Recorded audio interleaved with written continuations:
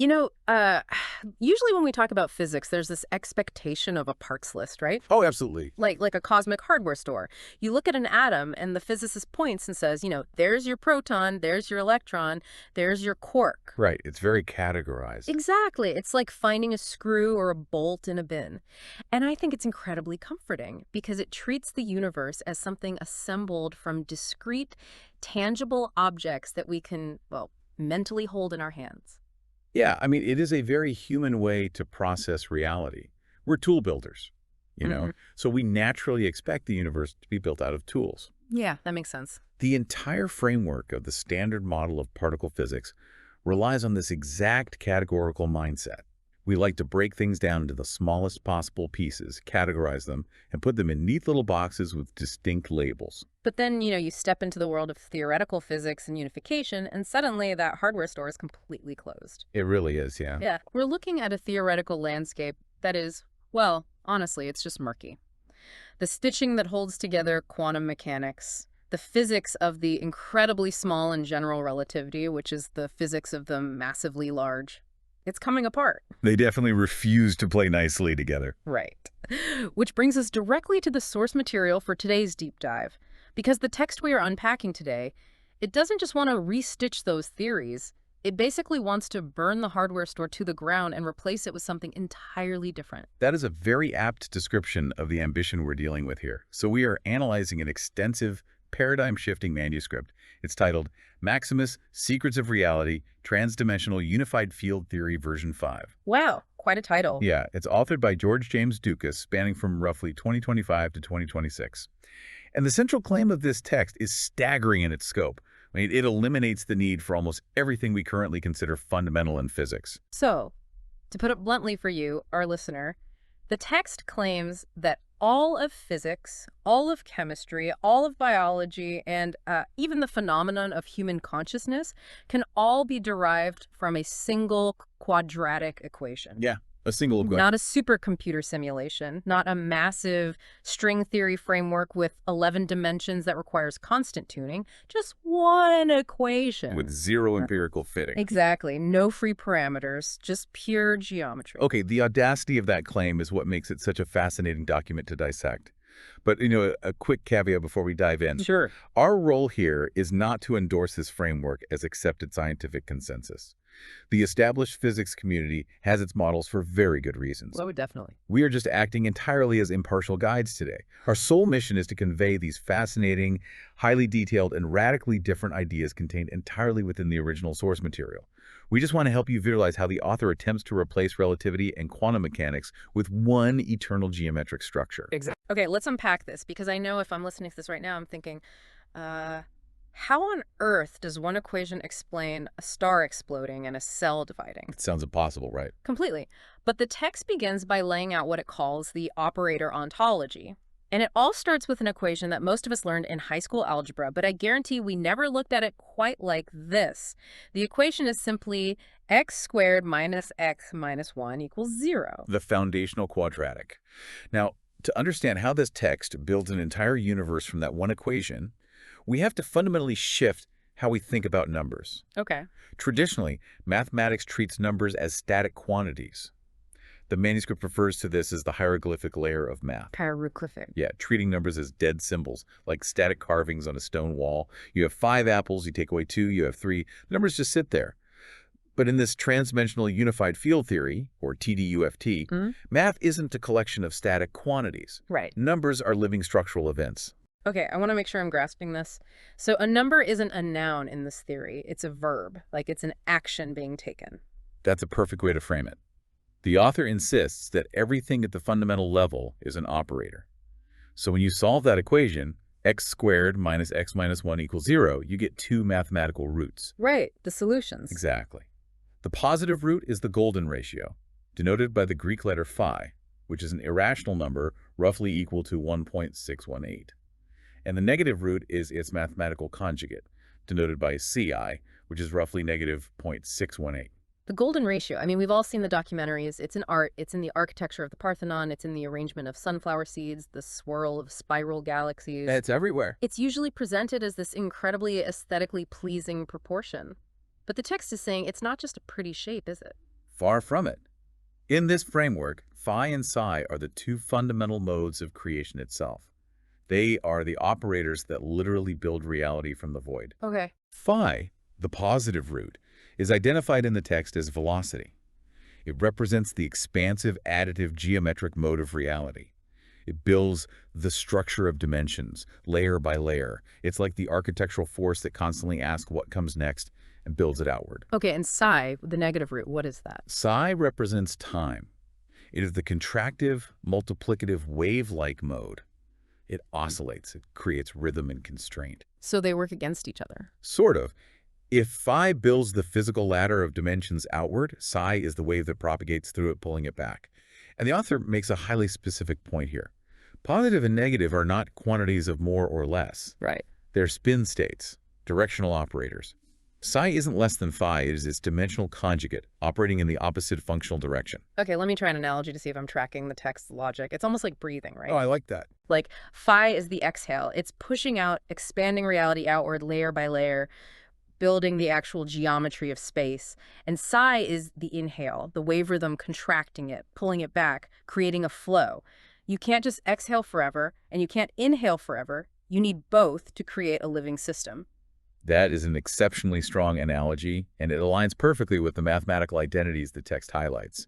Just like breathing, there's a specific point where the inhale and exhale meet to create stability, and a point where they separate to create movement. Oh, interesting. The text defines these moments algebraically. When you add the two operators together, phi plus psi, the math dictates that it equals exactly 1. Wait, 1.618 plus negative 0.618? Yeah, that is exactly 1. The text calls this the additive geometric identity. It is unity. It is the exact mathematical space where geometry and wave join together to create a stable, observable node in reality, basically what we would perceive as a physical particle. Okay, but what happens when you multiply them? Phi times Ci. If you multiply 1.618 by negative 0.618, it equals exactly negative 1. This is defined as the multiplicative wave identity. It's the moment of separation. Okay. It represents 0, the origin, the void. It creates the wave pole, the oscillatory signature that drives the alternating signs of the entire dimensional structure of the universe. Which brings us to a concept the text spends a lot of time on, right? The dimensional ladder. Yes, yeah. The author argues that physical dimensions like length, width, and depth, they aren't just empty space that stuff moves around inside of. They are actively constructed by these two operators interacting. The text says d1, the first dimension, is displacement, and it defines it as velocity multiplied by time, v times t. Right. But since velocity is phi, which is positive, and time is cii, which is negative, their product has to be negative. You've hit on the crucial inversion that sets this entire theory in motion.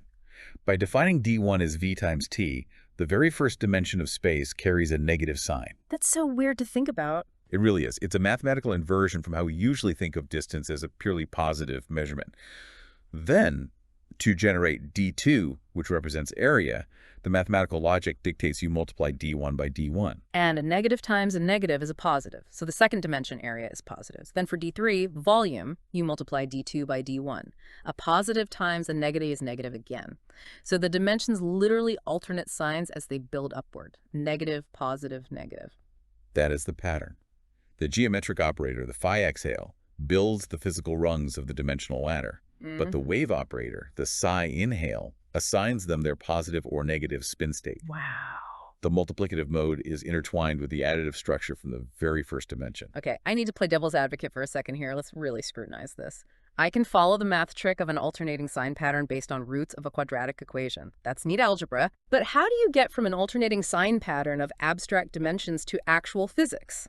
Like the force of a car crashing into a wall, or the thermal energy burning inside a star. You can't just build a universe out of negative volume. Well, it sounds abstract until you see how the author scales the ladder.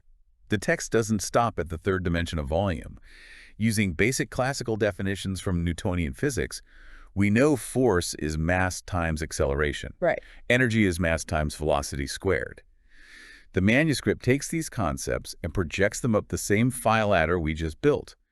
So d4 becomes force, and following the mathematical pattern, its sign is positive. d phi becomes energy, and its sign is negative. Wait, they're claiming that force and energy aren't separate physical phenomena. They're literally just the fourth and fifth spatial dimensions of this golden ratio structure. According to TDUFT, yes. You do not need independent, distinct laws of physics to govern force and energy. They are simply the higher rungs of this self-generating ph-lattice. The entire universe is framed as a closed algebraic system. So the universe is literally just the golden ratio and its inverse, adding and multiplying themselves into infinity, creating the dimensions of space, force, and energy.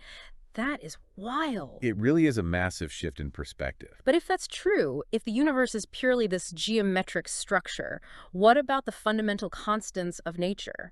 I mean, the speed of light, the gravitational constant. These are messy, specific numbers that we have to measure with incredibly complex instruments. You can't just derive the speed of light from a high school math equation without plugging in some empirical data first, can you? What's fascinating here is that the text claims you can do exactly that. The author's stated goal is a parameter-free universe. No tuning, no plugging in numbers we measured in a lab to make the equations work. Okay, wow. This leads us perfectly into how the text goes about dismantling the constants of modern physics, starting with the biggest one of all, the speed of light. Okay, the speed of light, c. In traditional physics, it's exactly 299,792,458 meters per second in a vacuum. It's considered a universal speed limit, just a brute fact of reality. We point highly calibrated lasers, we measure the time it takes the light to return, and we get that specific number. But classical physics doesn't really tell us why it's that exact number, right? It just is. Correct. The standard model treats c as an independent foundational constant. But in the TDUFT framework, the speed of light is not independent, and it is certainly not a fundamental given. So what is it? It is an emergent property. It's a secondary effect generated by the eternal ph-lattice. The author derives it using what is called a specific velocity clause.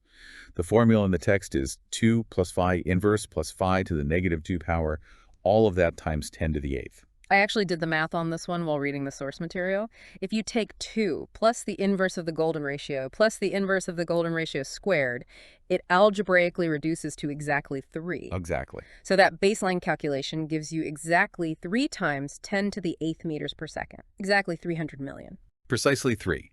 The text calls this the idealized base velocity, or the Trinitarian core expression.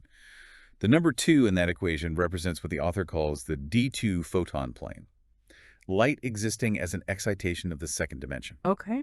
The phi inverse and phi to the negative 2 terms are the inverse harmonics of the golden ratio that anchor that light to the structural lattice. But here's the obvious problem. We just established that the measured speed of light isn't 300 million meters per second. It's slightly slower. It's roughly 299.79 million. If the pure geometry dictates it should be perfectly 3, where does the drag come from? Why is it slower in the real world? The manuscript anticipates that exact critique and introduces a concept called infinite harmonic attenuation. The text argues that there is a literal drag on light, but it is not a physical drag like friction in a pipe. It's an infinite mathematical series, a recursive descent involving Ci, the time operator we discussed earlier. So as the velocity expansion, the phi mode, tries to push the light outward into space, time itself is pulling it back. Time is causing drag on light. That is the conceptual argument. To calculate this drag, the author utilizes a famous mathematical entity called the Rogers-Ramanujan continued fraction. Okay, time out. I've heard the name Ramanujan. He was the brilliant, self-taught Indian mathematician from the early 20th century who claimed these incredibly complex formulas just came to him in visions from a goddess. That's the one. But usually, mathematical entities like continued fractions are just seen as beautiful pieces of pure abstract math. For anyone who isn't a mathematician, what is a continued fraction and how is it being used here? A continued fraction is a fraction where the denominator contains another fraction, which contains another fraction extending infinitely downwards. Like nesting dolls. Exactly. Yeah. Imagine a set of Russian nesting dolls, but instead of physical dolls, it's mathematical division stretching into infinity. Historically, the Rogers-Ramanujan identities have deep connections to partition theory and modular forms. But in this framework, the author completely repurposes the continued fraction as a physical equation. So it's not just abstract math anymore, it's a physical mechanism. Exactly. The text claims it is the literal engine of time entropy. It calculates the exact resistance of infinite time dimensions pulling against the expansive velocity of light. The author calculates this time entropy, denoted as psi of sub e, to be approximately 0.000791180. Okay. When this entropy value is scaled by the phi geometry and subtracted from the perfect base of 3, it creates a precise velocity drag. This drag reduces the speed of light from exactly 3 times 10 to the 8th down to 299,792,458 meters per second, Wow. which perfectly matches the globally accepted codata value. Here's where it gets really interesting, because the text doesn't just use abstract infinite math to calculate this drag. It ties this drag directly back to something incredibly tangible, the periodic table of elements. This is one of the most structurally integrated and arguably controversial claims in the entire manuscript. The attenuation formula that calculates this drag uses a parameter the author labels k. And the text explicitly defines k as the logarithm of z with base phi, where z is the atomic number of an element. So z equals 1 is hydrogen, 1 proton. Z equals 2 is helium, 2 protons. And this goes all the way up the periodic table to infinity. That is the implication. The formula structurally ties the speed of light to the infinite sum of atomic shells. The entire periodic table, extended to infinite theoretical elements, acts as the convergence mechanism that causes the exact measured speed of light. Wait, really? Every time you add an element to the universe, you add one atomic shell, and each shell adds one microscopic layer of harmonic attenuation or drag to the velocity of light. Wait, I need to make sure I am fully comprehending the magnitude of what you just said. What does this all mean for the fundamental nature of reality? The speed of light isn't a property of empty space. No, not in TDUFT. Empty space as a passive void does not dictate C. The speed of light is the result of the existence of infinite atomic shells. Matter is what restricts and defines the speed of light. According to the logic of the text, yes. Matter and light are not separate phenomena acting independently on a stage. Matter, specifically the infinite potential of atomic shell structures built by the f-lattice, is the physical mechanism that creates the entropic drag that defines the exact speed of light. Unbelievable. If the atomic ladder did not exist, light would travel at exactly 300 billion meters per second. The periodic table is the physical convergence mechanism for C. My mind is officially blown. That is like saying the speed limit on a highway isn't determined by the asphalt or the laws of physics governing friction, but rather the speed limit is intrinsically determined by the physical existence of every single car model that could ever possibly be built in the future. It's a profound inversion of cause and effect, and the author solidifies this connection using what they call the Vieta lock. This is based on Vieta's mathematical identity, which states that psi plus psi squared equals exactly 1. Time plus time squared equals unity. Yes. The text refers to this mathematical relation as exactly one pyramid unit or one time brick. It is the geometric glue that perfectly bridges the abstract golden ratio algebra of the continued fraction with the physical codata measurements of our material universe. And they don't stop at the speed of light. They keep dismantling. The next target is pi itself. Pi. 3.14159, the circle constant.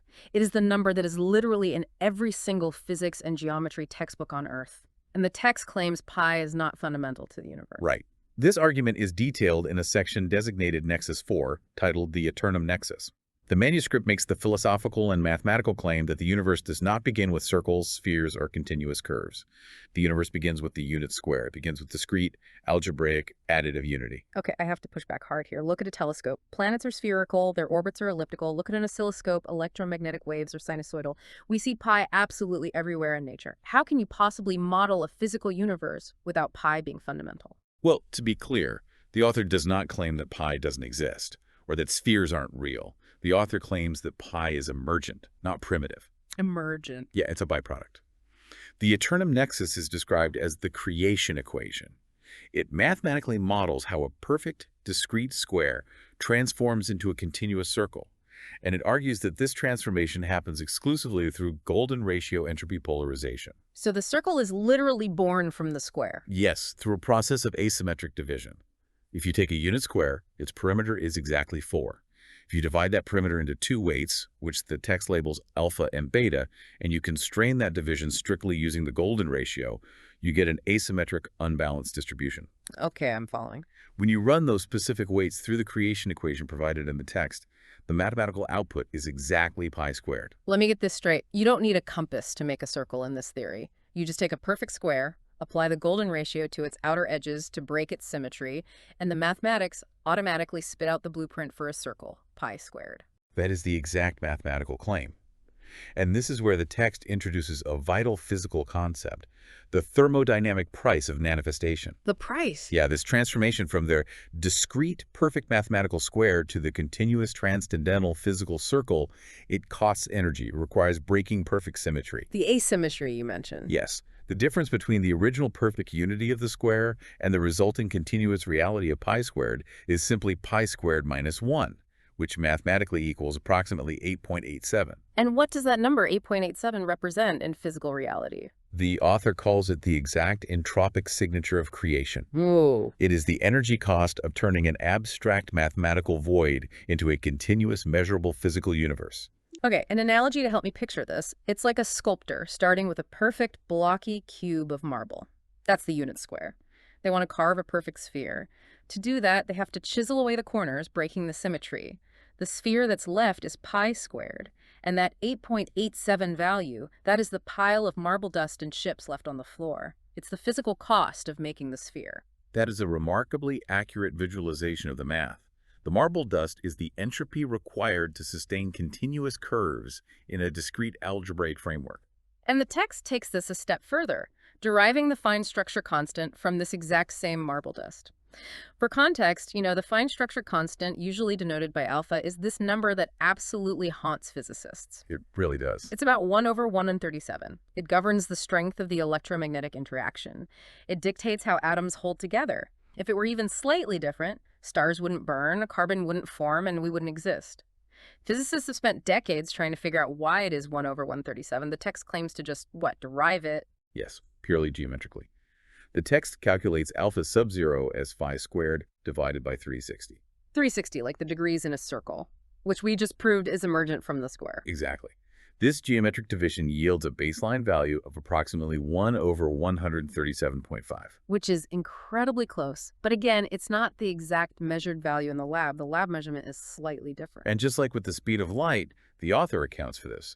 The remaining 0.34% deviation from the measured codata value is explained entirely as D3T2 mass entropy. Right, crossing dimensions. Yeah. As the electromagnetic force acts across 3 spatial dimensions and 2 temporal dimensions, the geometric projection loses a tiny fraction of its ideal strength. Again, there is zero empirical tuning here. No one is adjusting a dial to make the math fit the lab data. It is just pure geometry and the calculated entropy of crossing dimensional boundaries. Okay.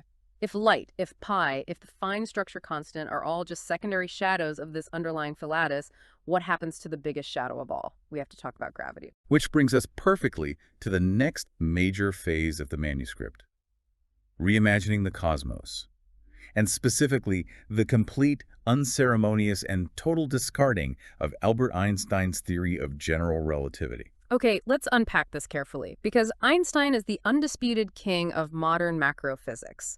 General relativity is arguably the most successful scientific theory in human history. Truly. It says that space and time are fundamentally woven together into a single four-dimensional fabric called space-time.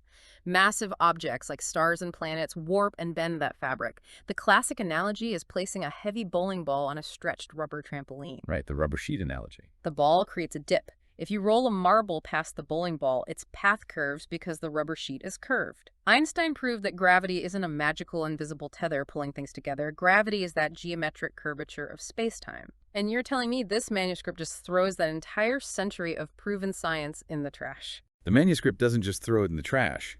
It actively ridicules the concept. The author refers to curved space-time tensors, the complex mathematics Einstein used to describe that rubber sheet, as complete nonsense. Wow.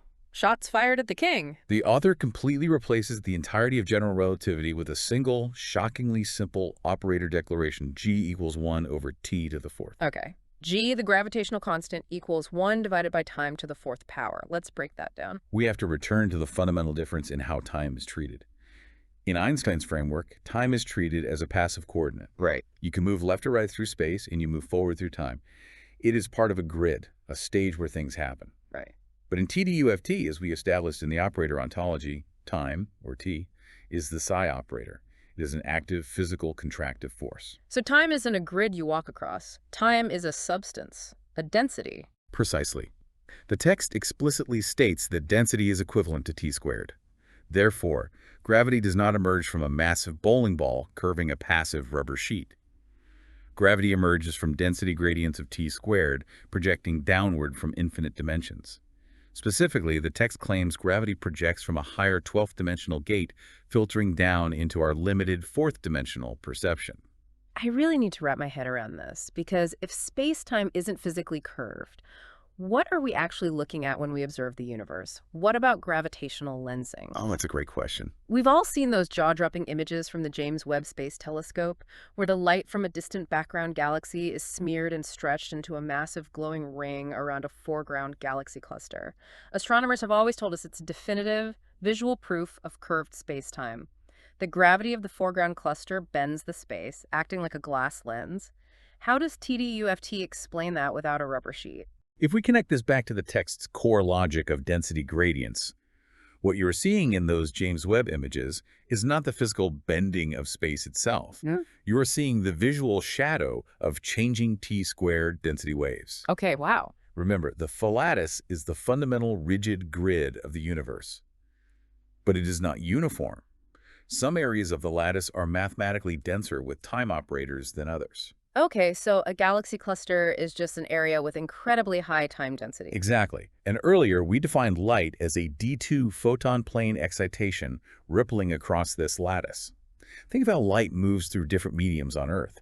If light travels from thin, cold air into dense, warm air, or from air into water, the light bends. Right, refraction. This is refraction. The light's propagation path changes because the density of the medium it is traveling through has changed.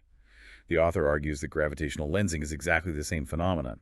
It is wave interference on a flat, infinite, unbending lattice. The light is refracting through a thicker density of time operators. It is not geometric curvature of a 4D manifold.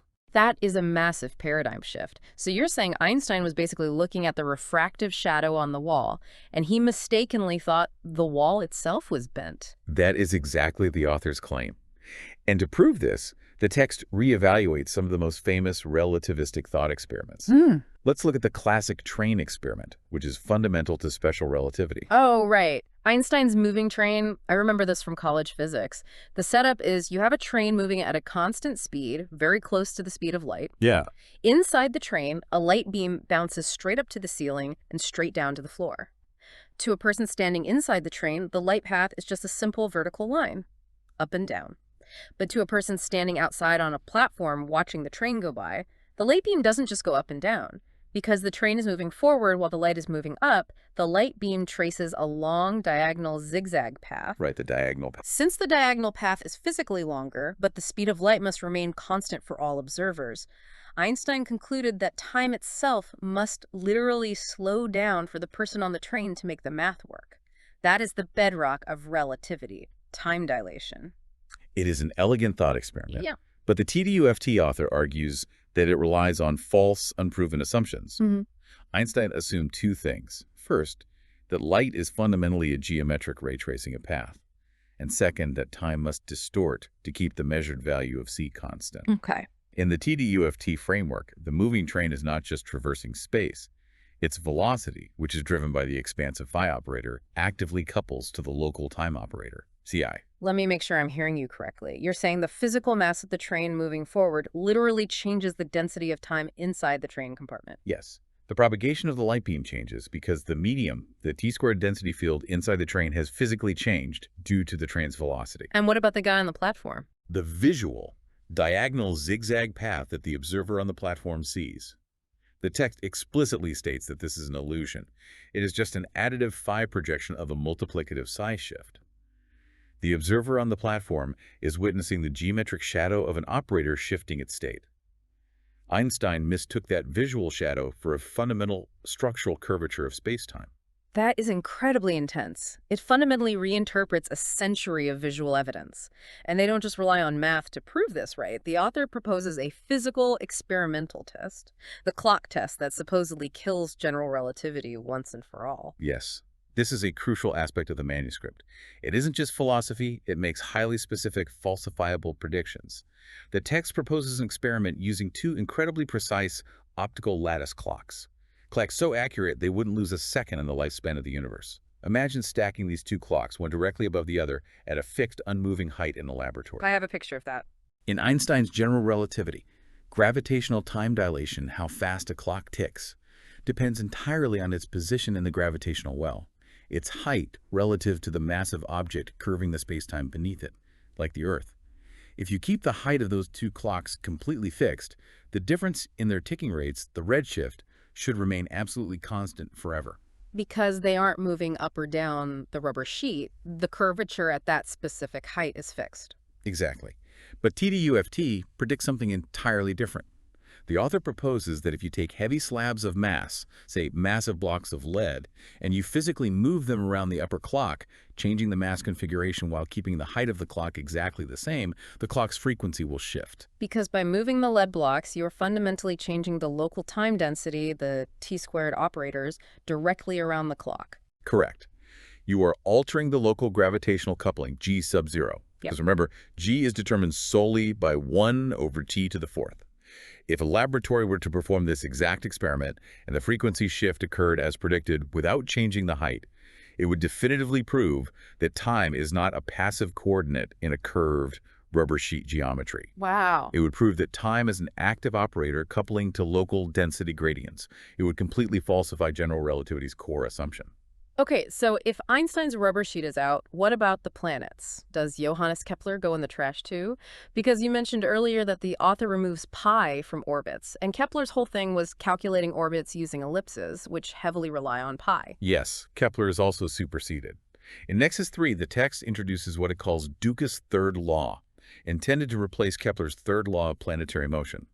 Kepler used the geometry of conic sections in pi to calculate orbital periods. The Ducas law introduces a completely pi-free period equation, t squared equals k sub phi multiplied by r sub phi cubed. So how do planets stay in orbit if they aren't rolling around a dent in a space-time rubber sheet? According to this law, orbits are not conic sections traced in flat space. They are standing phi waves resonating on the dimensional ladder. A standing wave. Like when you pluck a guitar string and the vibration settles into specific stable nodes where it doesn't move. Exactly like that. Planets are caught in a golden ratio resonance shell. They sit in the stable nodes of this macro wave structure. The classical elliptical Kepler behavior we observe with our telescopes is just a low-tier, superficial shadow of these much deeper, infinitely complex f-lattice dynamics happening underneath. So what does this all mean for the big picture? If this mathematical framework dictates the macro universe, if it can rewrite gravity, the speed of light, and the orbits of entire planets using just geometry, it has to work at the absolute smallest scales too, right? To be a true unified theory, it has to replace quantum mechanics. It absolutely does. The author makes no exceptions, which transitions us to the micro world. And let me tell you, if you thought curved spacetime took a beating in this text, wait until you see what it does to quantum chemistry and Paul Dirac's equations. Okay, let's unpack this. In the quantum world, Paul Dirac is an absolute titan. He is famous for formulating the Dirac equation in the late 1920s. It was a massive breakthrough because it basically unified quantum mechanics with special relativity, and it mathematically predicted the existence of antimatter before it was ever discovered in a lab. It is a huge foundational deal. Yes, it is. But to do it, Dirac had to use incredibly heavy math. Complex 4x4 matrices, imaginary numbers, Planck's constant. It's the kind of math that takes up 3 chalkboards. It is undeniably the foundation of modern quantum field theory. But the TDUFT manuscript dismantles it completely. The author argues that Dirac essentially hid pure geometry inside abstract, overly complicated matrix algebra. The text systematically replaces every single one of Dirac's abstract quantum constants with direct f-lattice operators. Give me an example of how they do that. Take the imaginary unit, I, which is defined as the square root of -1. It is vital to quantum wave functions. The author replaces I entirely with a golden conjugate relation. Since we established earlier that phi times psi exactly equals -1, the text simply replaces I with the square root of the phi over psi product. Oh, that's clever. It removes the imaginary abstraction and grounds it in the geometric operators. Furthermore, Planck's constant h-bar, which is usually associated with the quantization of angular momentum and inherently includes pi in its definition, is completely removed. It is replaced by the geometric expression d to the 5th times t, which is simply energy multiplied by time. This completely eliminates the 2-pi circularity from the foundation of quantum mechanics. So they just rip out the quantum constants and swap in the golden ratio operators. But what about electron spin? Quantum mechanics tells us that electrons have a spin of 1/2, and anyone who has taken chemistry knows this doesn't make intuitive sense. The electron isn't physically spinning like a tiny top. No, it's not. It's this bizarre intrinsic quantum property where the particle essentially has to be rotated 720 degrees, 2 full circles, just to return to its original visual state. It is notoriously counterintuitive. And to mathematically model that bizarre 1/2 spin, Dirac required 20 arbitrary parameters and those massive 4x4 matrices we mentioned to essentially force the equation to yield that result. TDUFT, on the other hand, derives spin 1/2 naturally, without any complex matrices at all. It states that spin is simply a natural torsion in a much simpler 2x2 Fibonacci submatrix that is attached to the particle's spatial location. Torsion, like a physical twist. Yes, think of it geometrically. As the text outlines, particles live exactly on the boundary between dimensions. Electrons, for instance, are defined as existing precisely at the gate between D2 and D3. The spin that physicists measure is just the geometric projection of this V-shell twist, a knot in the dimensional boundary, projected onto our 2D measurement devices. Okay, a metaphor. It's like taking a flat ribbon, giving it a single twist, and taping the ends together to make a Mobius strip. The twist isn't an abstract mathematical property, it's a literal geometric tension built into the structure of the ribbon itself. A phenomenal comparison. The 1/2 spin emerges as a natural eigenvalue, a direct mathematical consequence of this golden ratio torsion. There are no abstract postulates required. No forcing the math to fit the observation. The geometry simply dictates it. So quantum mechanics isn't this spooky probabilistic casino where God plays dice and things exist in superpositions of maybe here, maybe there. It's just incredibly complex geometric tension that we didn't have the right math to see clearly. The text is brutally explicit on this point. It claims that quantum chemistry's entire probabilistic apparatus, the wave functions, the density functionals, the massive supercomputer integrals calculating probabilities, is just an elaborate, messy approximation procedure. Wow, just an approximation. Yeah, we're using statistical guesswork to approximate a deeper deterministic geometric truth that can actually be calculated directly with algebra. That is an enormous claim. Do they back it up with actual chemistry? Because theoretical physics is one thing, but if you start messing with chemistry, you better have some serious numbers to back it up. They do. The author lays out what they call 3 world-first laws in chemistry. And they claim to derive these laws purely from the foundational quadratic equation with 0 empirical parameters plugged in. Let's hear them. First, they calculate the exact bond dissociation energy of molecular hydrogen, H2. To do this in standard quantum chemistry requires calculating billions of integrals on a supercomputer just to get an approximation. Right. The TDUFT formula is remarkably simple. It's the square root of psi sub 8, multiplied by an entropic constant epsilon sub entor, multiplied by phi to the 8th. And the output is exactly 104.2 kilocalories per mole. Which, if I remember my chemistry, perfectly matches the experimental measurements in the lab. Exactly. It is a 99.8% match, achieved via direct calculation, not statistical approximation. Second, they derive the sp3 tetrahedral bond angle.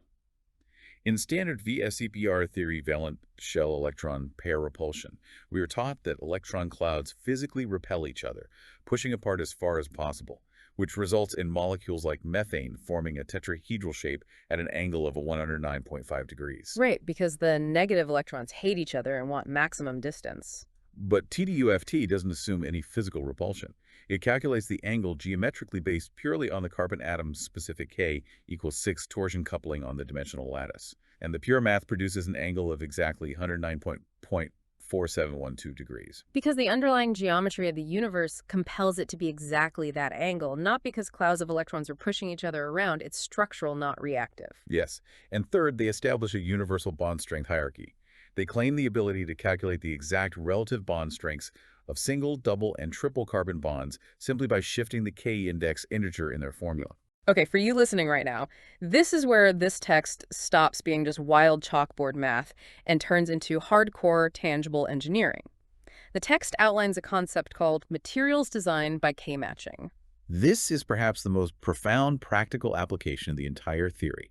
In TDUFT, every single element in the periodic table is assigned a specific K-shell index based on its position in the geometry. Right, generated by something they call the phi shell nuclear equation, which, by the way, produces the exact nuclear magic numbers 2, 8, 20, 50, without guessing. In traditional physics, those numbers represent particularly stable atomic nuclei, and they were discovered empirically. We just found them through observation. But this text generates them as structural inevitabilities. Because they aren't empirical accidents, they are geometric nodes, where the golden ratio formula resolves beautifully into whole numbers. Now, for the engineering application, the text states that if you know the k-index of two different elements, you immediately deterministically know if they will form a chemical bond. The rule they lay out is astonishingly simple. If the difference between their k indices, which they call delta k, is less than or equal to 2, they will form a stable bond. If delta k is 5 or greater, they will not bond at all, no matter what you do. Think about how this transforms the field of materials science. Currently, discovering a new superalloy for an aircraft engine or synthesizing a highly targeted pharmaceutical drug requires massive statistical searching, endless trial and error in the lab, and computationally heavy machine learning models guessing at interactions. Under TDUFT, it is a deterministic algebraic calculation. You just match the structural keys. And the author puts their money where their mouth is.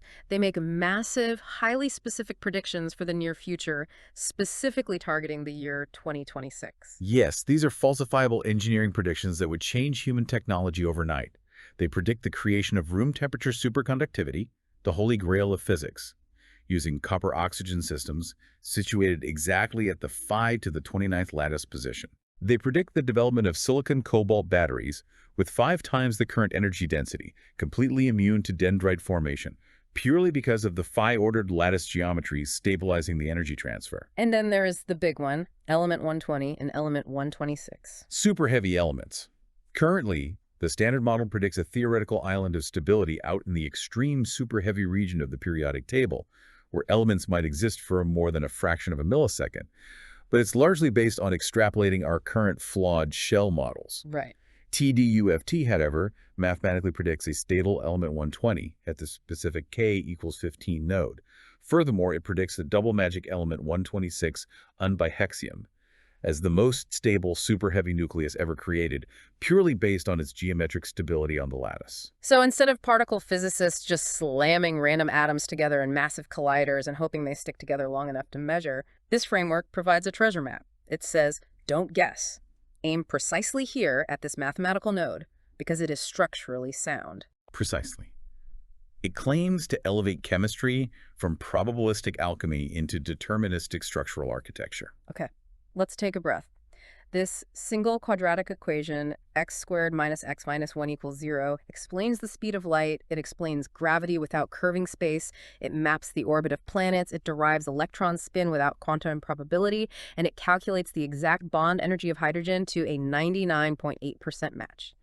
That is an absolute monolith of a theory. It feels complete. But the author does not stop at physics and chemistry.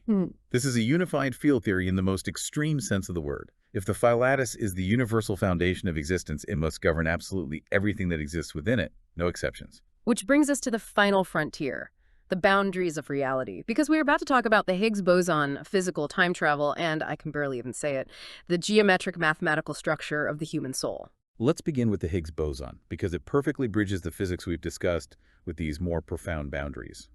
In the standard model, the Higgs field is a universal field that permeates all of space, and it gives particles their mass.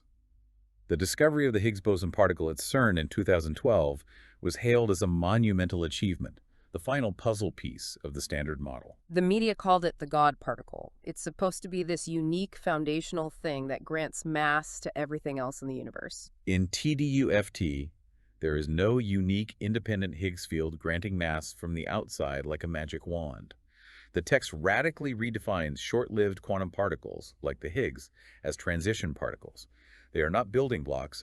They are the observable energy signatures of crossing a dimensional boundary. Okay, I need to make sure I understand that. What does crossing a dimensional boundary actually mean for a particle? The author states it incredibly clearly. The photon is the Higgs.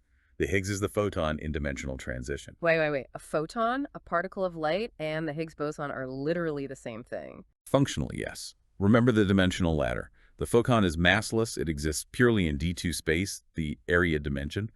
When a photon is excited to a specific energy threshold, it is forced to cross the dimensional boundary upward, moving from D2 into D3T2, the complex dimension of volume and dense time. The particle we call the Higgs boson is simply a normal photon caught in the active act of crossing that boundary. So mass isn't an intrinsic property of a particle. Mass is just the energy cost of crossing dimensions. Specifically, it is the cost of double temporal contraction, the t-squared density we discussed regarding gravity. Okay, analogy time. It's like a toll booth. A photon is driving down the D2 highway, totally free, no mass. But to enter the D3 city, it has to pass through a toll booth. The physical mass we measure, that 125 GeV mass of the Higgs, is just the toll booth fee the universe charges the photon for entering the third dimension. A fantastic analogy. And the implications are sweeping. The entire particle zoo that physicists have discovered, quarks, bosons, muons, tovus, the author claims none of these are fundamental building blocks of nature. There is simply a topological map of these dimensional toll booths. Wow, so we're just looking at a map of tolls. Exactly. Every time you measure a new mass, you're just watching a photon cross the boundary at a different operator depth or angle. The Higgs is just the absolute lowest energy transition state. It crosses over, briefly experiences mass, and then, unable to sustain the energy cost, it decays back across the boundary into two massless photons. Which, wait a second, that is exactly how they detect the Higgs at the Large Hadron Collider at CERN. They can't see the Higgs directly because it vanishes too fast. They look for the two-photon decay channel. They look for two photons hitting the detector at specific angles. Precisely. The author points out that this decay mode, which CERN uses as proof of a new fundamental particle, is literally just the direct empirical observation of a photon crossing the dimensional boundary, failing to stabilize, and returning to its native D2 state. Okay, if mass is just a dimensional crossing governed by these phi and psi operators, what happens if human beings learn to actively manipulate those operators? We touched on time being the psi operator earlier, and density being t squared. If time is just a structural operator, can you bend it? The text actually lays out mathematical equations for physical time travel. Yes, detailed extensively in Nexus 5 and 6. The central mechanism is called the resonant time travel theorem, and it is captured by the equation delta t sub x divided by delta tau equals d to the 1/4 power. Okay, break that formula down for me into plain English. Delta t sub x represents the external history spanned, the amount of time passing in the outside world, the universe at large. Delta tau is the proper time experienced by an observer inside a localized vessel. And d is what the author calls the gravitational decoupling factor. Because TDUFT defines gravity fundamentally as 1 over t to the 4th, the math suggests that if you can manipulate the local time operator, t, inside a specific type of resonant cavity, you drastically change the local gravity. This effectively decouples your internal timeline from the external flow of the universe. A resonant cavity. Yeah. Like a machine, a DeLorean. Not necessarily a machine with moving parts, but a highly specific geometric architecture. A space designed to act as a tuning fork for the f-lattice, and this is where the text makes one of its most astonishing citations. It explicitly cites Noah's Ark. Okay, time out. Stop the recording. I have followed the atomic shell math. I followed the geometric derivation of the speed of light. I can even suspend my disbelief about Einstein being wrong about curved space. But now we are talking about a biblical wooden boat acting as a quantum resonant time travel cavity. How does the author possibly justify that physically without completely losing all scientific credibility? I understand the skepticism. It is a jarring leap. But the author's justification is entirely geometric and mathematical, not theological.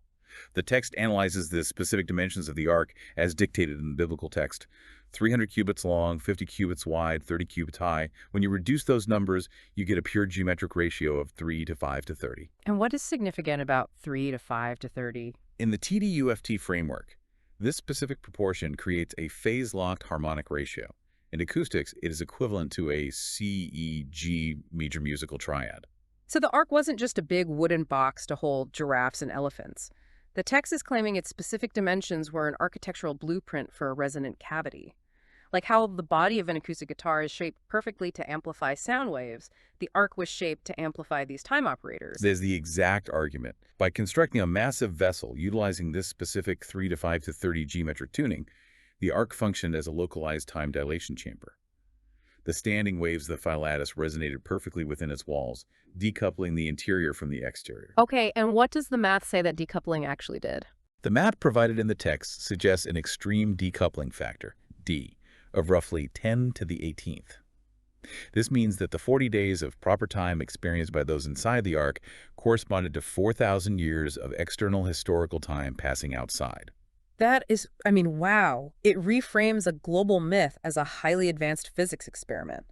And if it works for going forward in time by slowing your internal clock, does it work for going backward? The author claims yes through a process called the inversion principle. The physical flow of time, psi, always advances forward. You cannot unbreak a glass. However, the text proposes navigating what it calls memory time by flipping the phase on the phi axis, which they refer to as the will axis. The will axis. Yeah. Okay. If you geometrically invert the standing wave within one of these resonant cavities, you access negative temporal quadrants. You effectively rewind the external memory stream of the universe while your internal clock continues ticking forward normally. This sounds like it scales up to science fiction levels very quickly. So on Nexus 6 talks about something called the Stargate lattice. It is the logical conclusion of the math. The ph-lattice is an infinite dimensional medium connecting all points in existence. The text argues that every single physical location in the universe has a unique mathematical address. This address is based on its temporal decoupling, its harmonic mode, and its temporal polarity. Okay, so if you have the address. Exactly. If you build a finite three-dimensional aperture, a door, and you tune its internal resonant standing wave to match a specific distant address, you phase lock with that node. And you just step through instantaneously. Yes, with absolute zero latency. Because the 2 points are connected through the underlying eternal mathematical lattice, not through the slow, classical 3D space that light travels through. To us, it just looks like a normal 2 by 1 meter doorway. But to the lattice, it is an infinite precision mathematical point directly coupled to another point across the galaxy. It's like replacing the entire concept of a fiber optic telecom infrastructure with golden ratio tuning forks. The resonance does all the heavy lifting. Precisely. And it requires no massive fusion reactor to power it, because the lattice itself provides the zero-point induction necessary to maintain the lock. Okay, we've covered unifying physics, restructuring chemistry, faster than light space travel, and biblical time machines. It's a lot. But the most staggering, deeply personal claim in this entire 2026 manuscript is saved for the end. It takes this cosmic geometry and points it inward. At biology, at DNA, and at consciousness itself. Yes. Nexus 16 and 17, the master equation of soul and DNA. To explain this, the author introduces what they call the Aeternum Euler equation. Okay, let's unpack this carefully because Euler's equation is sacred ground for mathematicians. Euler's identity, e to the I pi plus 1 equals 0, is famous for elegantly linking 5 of the most fundamental math constants into one beautiful, simple sentence. It's often called the most beautiful equation in all of mathematics. It is beautiful, but the TDUFT author fundamentally rewrites it to align with the lattice. The text replaces Euler's identity with e to the I pi times pi squared minus 1 all over 5 plus 5 sub 7 equals 0. Wait, there it is. Pi squared minus 1. That is the 8.87 value we talked about earlier. The entropic signature of creation from the marble sculpting analogy. The cost of manifestation. Exactly. You are seeing the complete unification of the text's principles. This single equation, combining the entropy of creation with the 7th harmonic of the golden ratio, is claimed to be the mathematical seed that generates the entire cascade of biological life and subjective consciousness. Wow.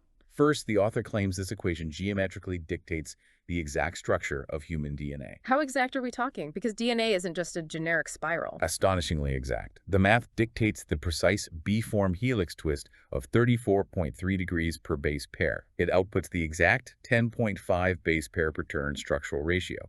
It even goes into chemistry, explaining Watson-Crick base pairing exclusivity. Wait, it explains why they pair. Yes. Why does adenine only pair with thymine and cytosine with guanine? Biology says evolution found the best fit. TDUFT says it is a simple delta K equals 1 geometric coupling rule between the specific purine and pyrimidine K shells on the ph-lattice. So DNA isn't a random, chaotic evolutionary accident that emerged from a primordial soup over billions of years. DNA is the literal physical manifestation of this geometric equation. It is biology as applied geometry. But the text pushes even further into the realm of the metaphysical. The phi sub 7 term in that equation produces what the author calls the nitrogen shell operator. And this operator generates a continuous standing wave, a mathematically measurable 47.8 terahertz resonance that is distributed across the carbon-nitrogen-oxygen molecular lattice of human neural tissue. And what exactly does this 47.8 terahertz resonance do? The text states it definitively, without metaphor.